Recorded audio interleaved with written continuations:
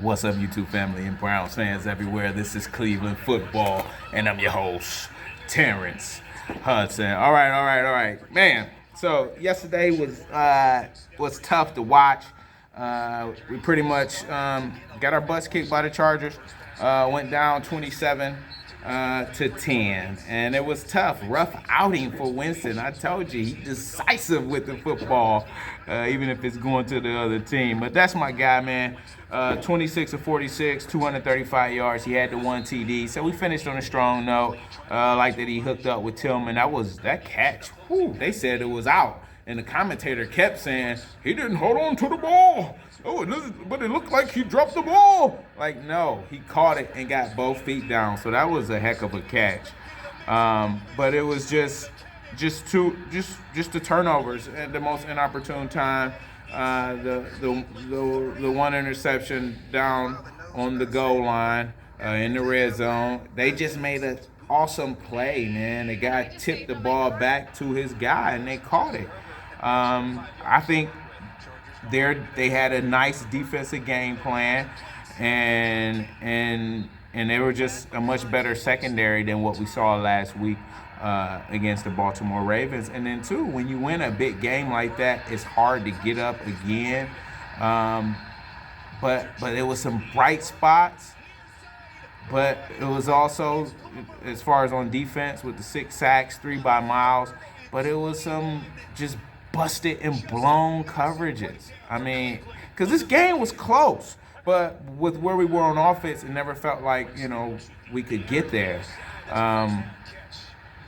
Because it was a close game, and the two of the scores they did have, guys running wide open. What I don't understand is, how can you not play zone? I don't know. I as a defensive back, like, you covering an area, like, you covering a space, a zone, like, I don't know. That was, like, how do you get beat in cover 3? I heard a coach say, when you get beat in cover 3, you're getting fined. That will fine you for getting beat in cover 3. But it looked like we were trying to play some 2 and a couple of times that we were beat, and guy just like nobody even on the screen. So that was tough, but then again, still had a chance if we could have just made a few plays. And it happens like that. One week you're the hero, and then the next week, you're the anti-hero. So that was tough, but let's bounce back and come back this week. I mean, they got J.K. Dobbins going. We held him under 100 yards collectively, but he had 85 yards and 2 TDs, man. I think he's probably one of the most underrated backs out there. I mean, I didn't know this guy ran for 2 stacks at Ohio State in one season. And even for his career in the pros, he's averaging over 5 yards a carry. This guy's averaging 5 yards a pop as a pro. So, he did his thing. I think we are off this week. Yeah. So much needed break, a bye, and then we come back with the Saints. The Saints look like the Saints just fired their coach, Dennis Allen. So who knows? Will they get a jolt? Will they get up, after letting their coach go and doing something different, new voice, new energy, or will they implode? But I think this is one we can get, and then we getting down to the meat of our schedule. We got the Saints, the Steelers, then the Broncos, then the Steelers again, then the Chiefs, then the Bengals. So, and then you throw the Ravens in there one more time, and then the Dolphins in there. So we got a schedule going down the stretch. I still want to beat our rivals, Still want to beat our rivals. Let's beat the Steelers. I want to win all of them, but let's definitely beat Pittsburgh and beat the Ravens. So let's get back to work. We just got to limit the mistakes, limit the turnovers, continue to play defense, and we'll find our way. We'll find our stride.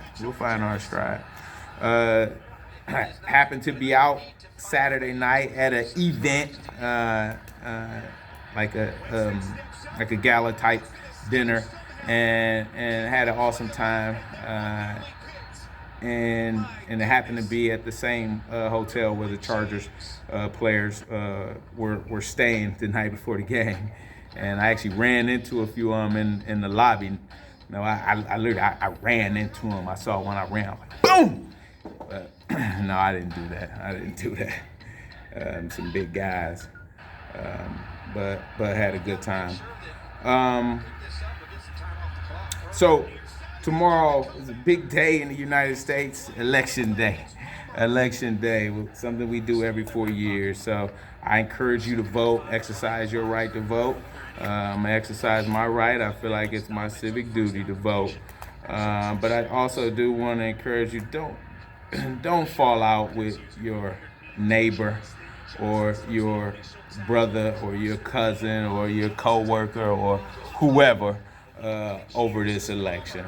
You know, don't say things that you might regret one day, or or or get personal with somebody where you hurt each other with what you say regarding the election. It's okay to disagree. I got best friends that I disagree with, family members that I disagree with, and we disagree, and at times we've argued, but I'm not about to fall out, with nobody, or I'm not speaking to this person no more, or I don't talk to him, or I don't talk to her no more. I'm not gonna do that. Not over this.